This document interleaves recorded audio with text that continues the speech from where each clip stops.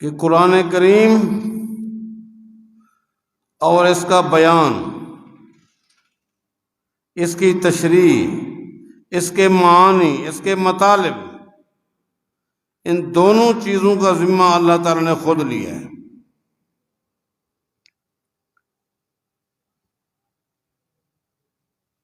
اس لیے نبی علیہ السلام فرماتے ہیں من قال فی القرآن برأیہ فلیتبوأ مقعدہ من النار، جو شخص اپنی رائے سے قرآن کریم کو سمجھنا چاہے گا، قرآن کریم کے مطالب اور معانی سمجھنا چاہے گا،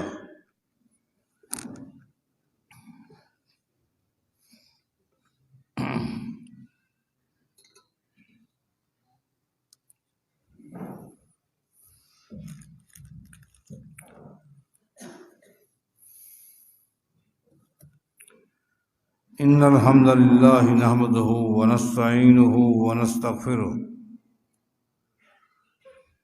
ونعوذ باللہ من شرور انفسنا وسیئات اعمالنا من يهده الله فلا مضل له ومن يضلل فلا هادي له وأشهد أن لا إله إلا الله وحده لا شريك له وأشهد أن محمدا عبده ورسوله أما بعد فإن خير الحديث كتاب الله وخير الهدي هدي محمد صلى الله عليه وسلم وشر الأمور محدثاتها وكل محدثة بدعة وكل بدعة ضلالة وكل ضلالة في النار۔ أعوذ بالله من الشيطان الرجيم، بسم الله الرحمن الرحيم۔ الذين آتيناهم الكتاب يتلونه حق تلاوته أولئك يؤمنون به ومن يكفر به فأولئك هم الخاسرون۔ وقال رسول الله صلى الله عليه وسلم الا انی اوتیت القرآن ومثلہ معہ۔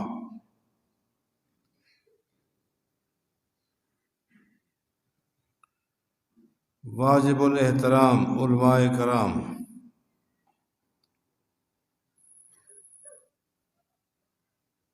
میرے عزیز طلبہ،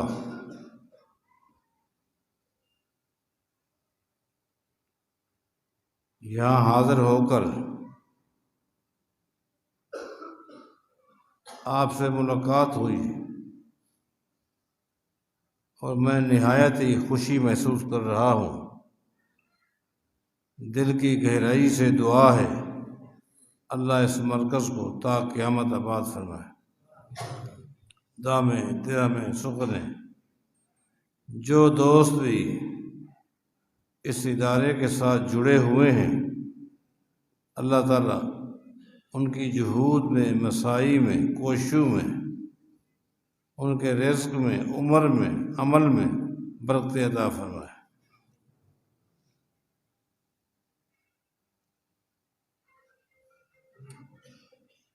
آپ نے مجھ سے قبل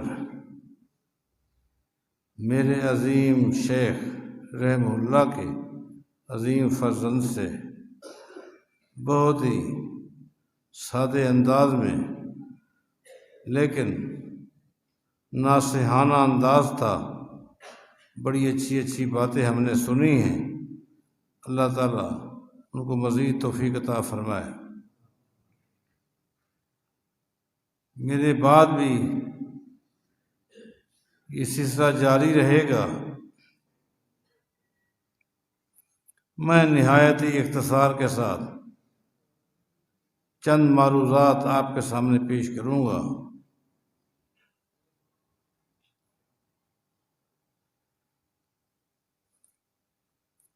قرآن کریم کی جو آیت میں نے آپ کے سامنے پڑھی ہے،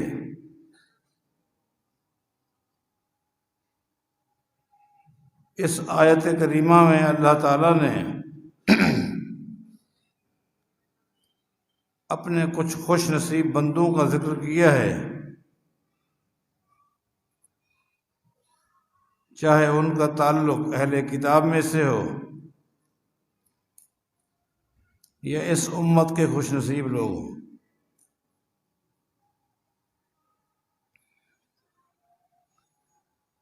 اللہ پاک فرماتا ہے الذین آتیناہم الکتاب یتلونہ حق تلاوتہ، جن کو ہم نے کتاب دی ہے وہ اس کتاب کی تلاوت کرتے ہیں جو اس کتاب کی تلاوت کا حق ہے،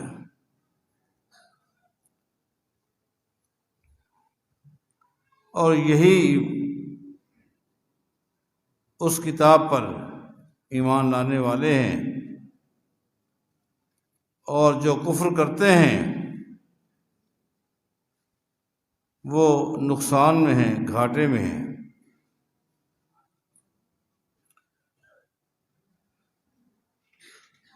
اس آیت میں بہت سارے مسائل ہیں، میں صرف ایک نقطے پر اختصار کے ساتھ گفتگو کروں گا، اور وہ یہ ہے، اللہ تعالیٰ فرماتا ہے یتلونہ حق تلاوتہ،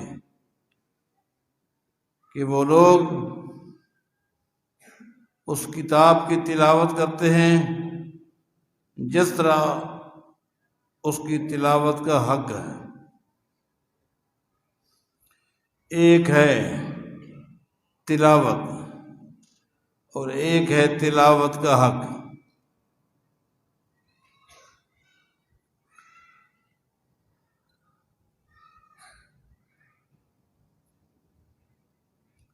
اللہ تعالیٰ نے ہمیں قرآن کریم دیا ہے،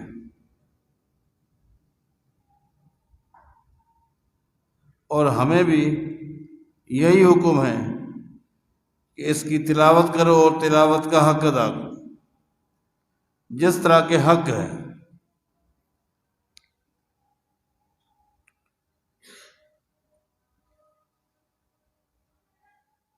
جس طرح تلاوت کا حق ہے اس طرح تلاوت کرو، یہ کیا ہے؟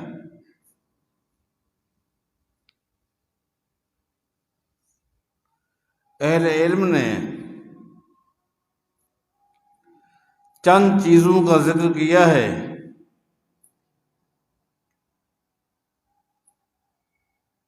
جب وہ چیزیں کسی خوش نصیب کی تلاوت میں پائی جاتی ہیں تو سمجھ لو کہ اس شخص نے اس کتاب کی تلاوت کا حق ادا کیا۔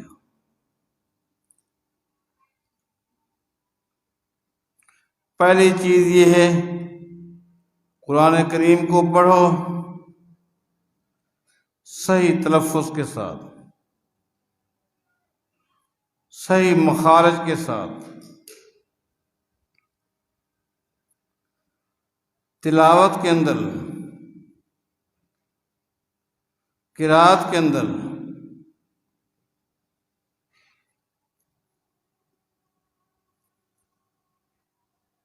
ایسا انداز نہ ہو، ادائیگی ایسی نہ ہو کہ جس سے معنی بدل جائیں، مطالب تبدیل ہو جائیں۔ اس لیے صحیح مخارج کے ساتھ، صحیح تلفظ کے ساتھ قرآن کریم کی تلاوت کرنی ہے۔ اس کی تلاوت کے جو حقوق ہیں ان میں سے پہلا حق یہ ہے۔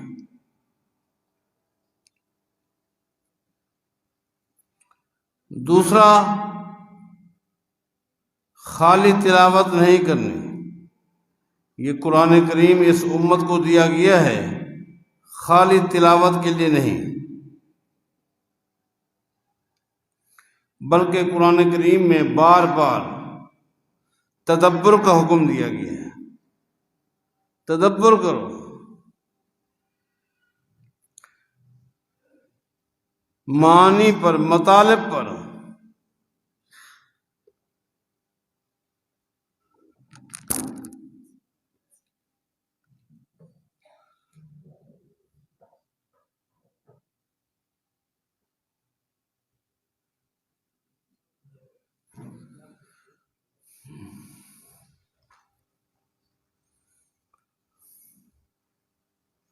معانی پر، مطالب پر۔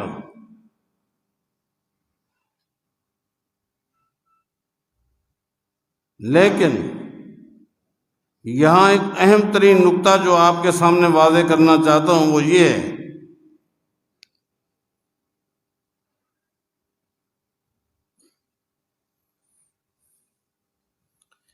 کہ قرآن کریم اور اس کا بیان،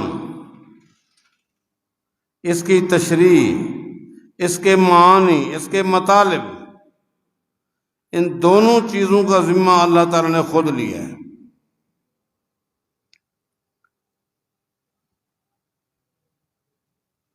اس لیے نبی علیہ السلام فرماتے ہیں من قال فی القرآن برائی فلیتبوأ مقعدہ من النار، جو شخص اپنی رائے سے قرآن کریم کو سمجھنا چاہے گا، قرآن کریم کے مطالب اور معانی سمجھنا چاہے گا، تو وہ یقین کر لے اس نے اپنا ٹھکانہ جہنم بنا لیا۔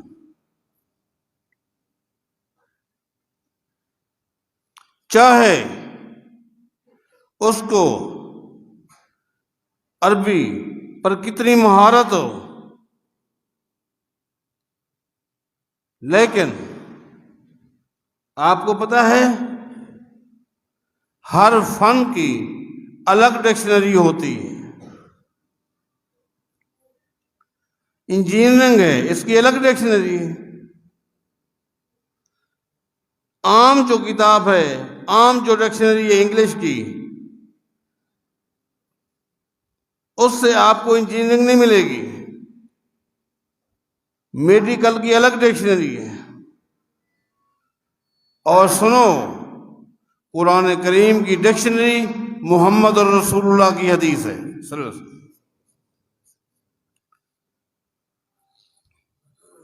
اس لیے اللہ تعالیٰ نے اپنے پیغمبر کو دو چیزیں دی، الا انی اوتیت القرآن ومثلہ معہ۔ یہ مثلہ معہ کیا ہے؟ یہ اس قرآن کی تشریح ہے جو اللہ تعالیٰ نے اپنے پیغمبر کے دل پہ القاء کیا، تاکہ پیغمبر اپنے الفاظ کے ذریعے امت کے سامنے بات واضح کریں اور امت کے لیے کوئی دشواری پیش نہ آئے۔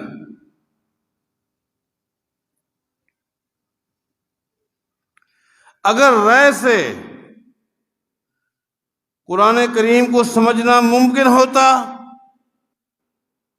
تو صحابہ کرام جن کے سامنے قرآن نازل ہوا، جن کی مادری زبان عربی تھی، وہ سمجھ لیتے، لیکن صحابہ کرام کو بھی قرآن کریم براہ راست اپنی رائے کے ذریعے سمجھ نہیں آیا۔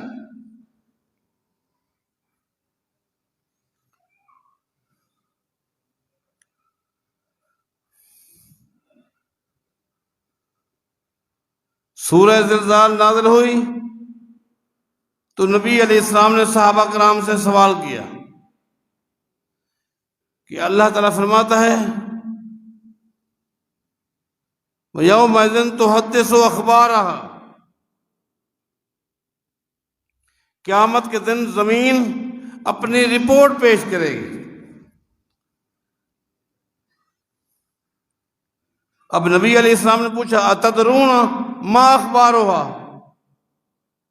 صحابہ کرام سے سوال ہو رہا ہے، ابو بکر صدیق موجود ہے، عمر بن خطاب موجود ہے، عثمان غنی موجود ہے، علی مرتضیٰ موجود ہے رضی اللہ عنہ۔ صحابہ کرام سے نبی علیہ السلام پوچھ رہے ہیں اتدرون ما اخبارها، قیامت کے دن زمین نے جو رپورٹ پیش کرنی ہے وہ کیا ہے؟ قالو، صحابہ نے کیا کہا؟ اللہ و رسول عالم، ہم نہیں جانتے۔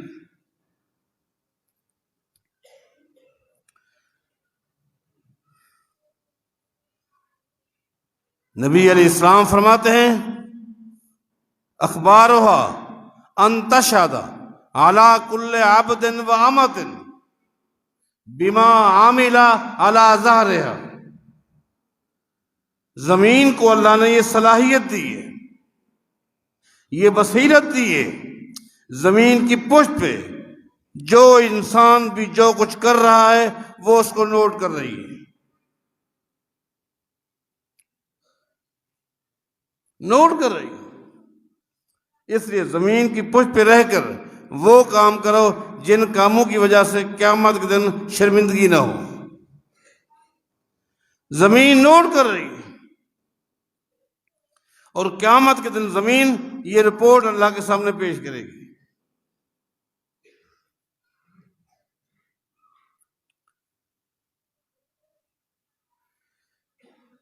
قرآن کریم جب نازل ہوا الذین آمنوا ولم یلبسوا ایمانہم بظلم اولئک لہم امن وہم مہتدون، اللہ پاک فرماتا ہے وہ لوگ جو ایمان لانے کے بعد اپنے اس ایمان میں شرک کی، ظلم کی ملاوٹ نہیں کرتے، ظلم کی ملاوٹ نہیں کرتے، یہ وہ لوگ ہیں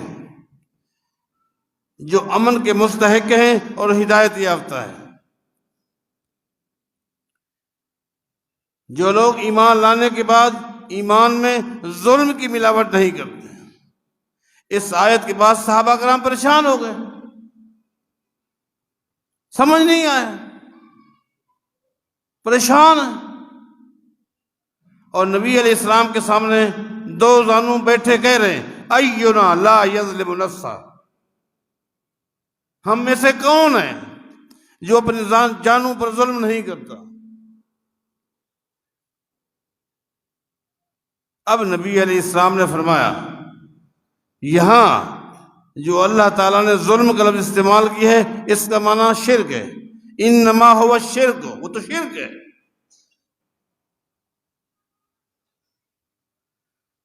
لقمان علیہ السلام نے اپنے بیٹے سے فرمایا تھا یا بنی لا تشرک باللہ ان الشرک لظلم عظیم۔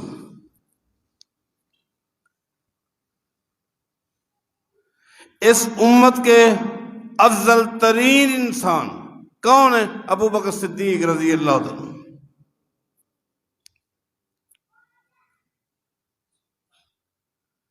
اپنی ذاتی فہم سے، رائے سے، فکر سے ابو بکر صدیق بھی دین قرآن کریم کو نہیں سمجھ سکے۔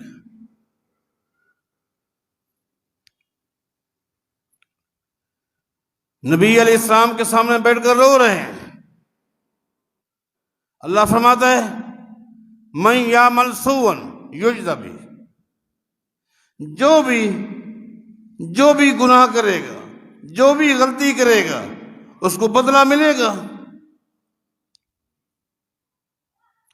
اب ابو بکر صدیق رو رہے ہیں کیا بنے گا، اور کہہ رہے ہیں اس آیت کے نازل ہونے کے بعد اب کون کامیاب ہوگا؟ نبی علیہ السلام نے فرمایا غفر اللہ لک یا ابا بکر، ابو بکر اللہ تجھے معاف فرمائے۔ الست تمرض الست تحزن، تو بیمار نہیں ہوتا؟ ہوتا ہوں۔ تو پریشان نہیں ہوتا؟ ہوتا ہوں۔ فرمایا کہ یہی کفارہ ہے، جو غلطیاں ہو جاتی ہیں ان کا یہی کفارہ ہے۔ آج اور ہر دور میں ایک گمراہ فرقہ پیدا ہوا ہے، چہرے تبدیل ہوتے رہتے ہیں، ہو رہے ہیں، نام کی تبدیلی، چہروں کی تبدیلی، فکر وہی ہے، فکر وہی ہے۔ قرآن کریم پر عمل کرنا ہے، قرآن کریم کو سمجھنا ہے اپنی رائے کے ذریعے۔ مرکز ملت کے ذریعے، اپنی فہم کے ذریعے، اپنی عقل کے ذریعے۔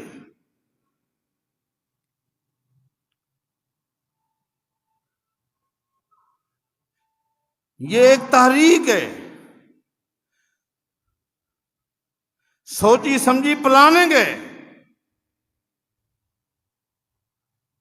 کہ قرآن کریم کو سمجھنے کے لیے حدیث کی کوئی ضرورت نہیں، اپنی رائے کے ذریعے سمجھنا ہے۔ مقصود کیا ہے؟ قرآن کریم کی آیات کی اپنی رائے کے ذریعے تعویلات کر کے نتیجتاً کیا ہے؟ سود جیسی لعنت کو حلال کے زمرے میں لا کر قوم کو حرام خور بنایا جا رہا ہے۔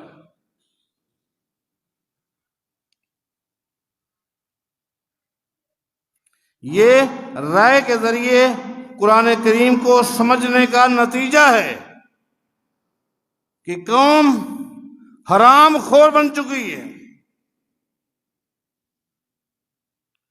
پردے کی آیات کی اپنی عقل کے ذریعے عجیب و غریب تعویلات کر کے عورت کو ننگا کر کے اس امت کو بے غیرت بنایا جا رہا ہے۔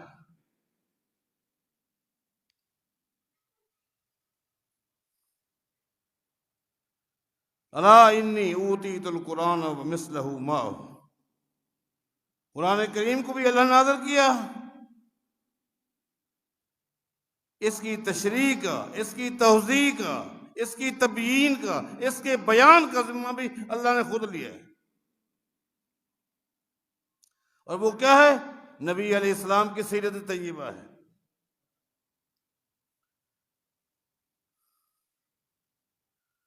بلکہ اگر کوئی شخص اپنی رائے کے ذریعے قرآن کریم کو سمجھنے کی کوشش کرتا ہے، اگر کوئی صحیح بات بھی وہ نوٹ کر لیتا ہے، اس کی بات صحیح بھی ہو تب بھی وہ غلطی پر ہے۔ کیوں؟ اس کی فہم صحیح نہیں، اس کی فکر غلط ہے۔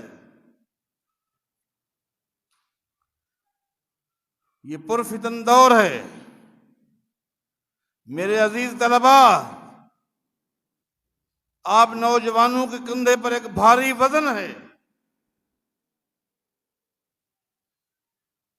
اساتذہ کرام، ان اداروں کے ساتھ وابستگی، اس کو اللہ کا انعام سمجھو۔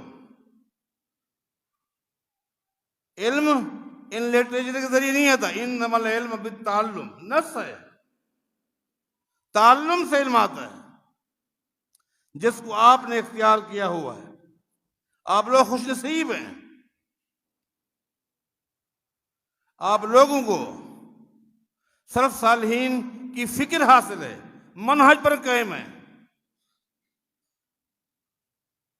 یہ جو فتنے ہر دور میں اٹھتے رہتے ہیں، آج بھی اٹھے ہوئے ہیں، ان کا کلا کما کرنا یہ آپ کا کام ہے۔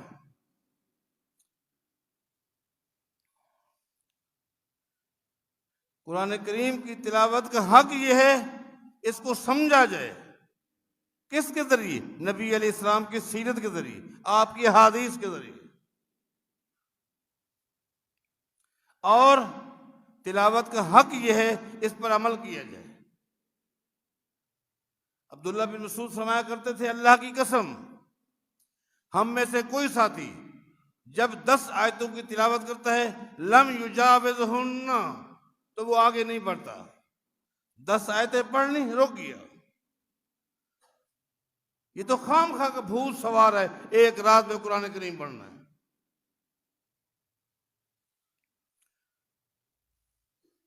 کہاں لکھا ہے کہ روزانہ اتنا پارے پڑھو، اتنا رکوع پڑھو؟ کہاں ہے؟ فرماتے ہیں کہ 10 آیتوں کے بعد ہم میں سے ہر آدمی رک جاتا تھا،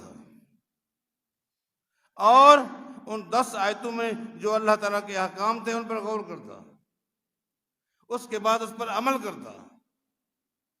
کرتا اور پھر آگے چل پڑتا۔ تعلمنا القرآن والعمل معا، اس طریقے سے ہم نے قرآن کو بھی سیکھا، عمل کو بھی سیکھا۔